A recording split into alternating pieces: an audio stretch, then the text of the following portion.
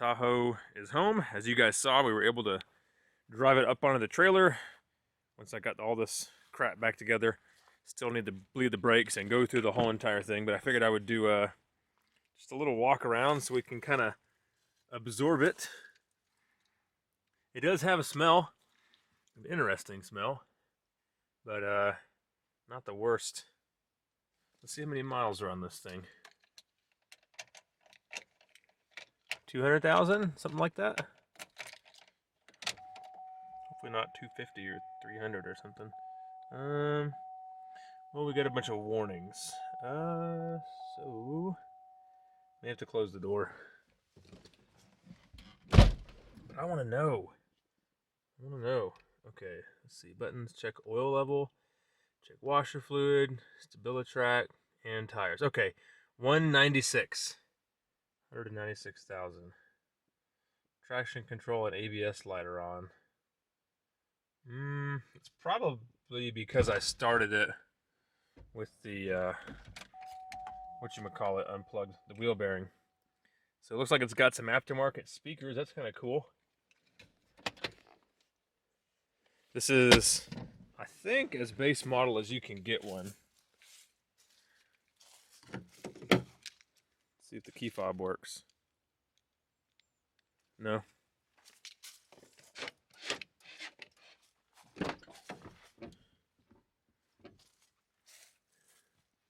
No rips or anything, but definitely some family stains. That's what we'll call them. Yeah, it's a well-used smell. Headliner is surprisingly good. Let's take a look at the back. Definitely will probably leave the doors open on a nice day like this whenever I can. Kind of get rid of this smell. Third row individual seats, that's kind of neat. Instead of having the single bench, I don't know, maybe that's a normal thing. Here's the wheel bearing. Oh, also the trailer light. But yeah, super well. I just put this trailer light on too. I put this on the day that I went to go get this stupid thing. And then I backed into a tree. So it's got the tow package. That's cool. Yeah, I don't see any badging or anything. So it is the lowest of the low model, but it does have a tow package. So that's neat. Got some cool discount tire wheels. So it's had a door at some point because that says Denali. Let's take a look under the hood. See what engine we have. I think that this is a 4.8. So a little sad, but not the end of the world.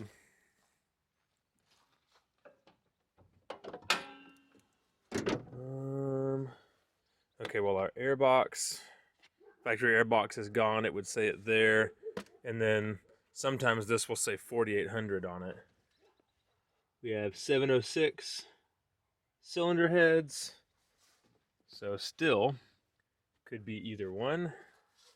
I may have to check the VIN number. We've got, I think, some kind of coolant on it. Oh, okay.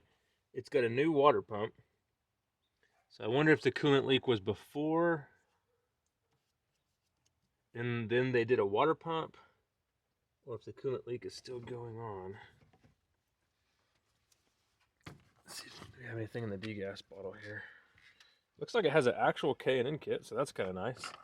Sell that. Make some money back. Okay, it is out of coolant. So it's had a new water pump, but it's still out of coolant. Man, hopefully the engine is okay. We're not doing a head gasket, because that would suck. It is a newer model one, so it does have E-fans, which is awesome. Super cool. Okay, well,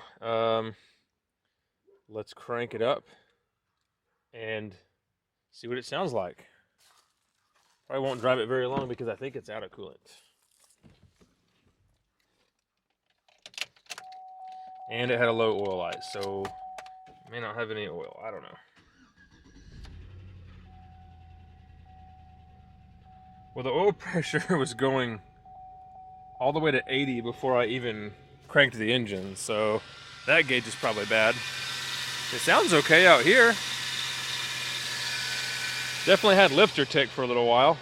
Let's drive it over around to the shop. Still haven't bled the brake, so the pedal goes kind of to the floor, but look, it goes right in gear.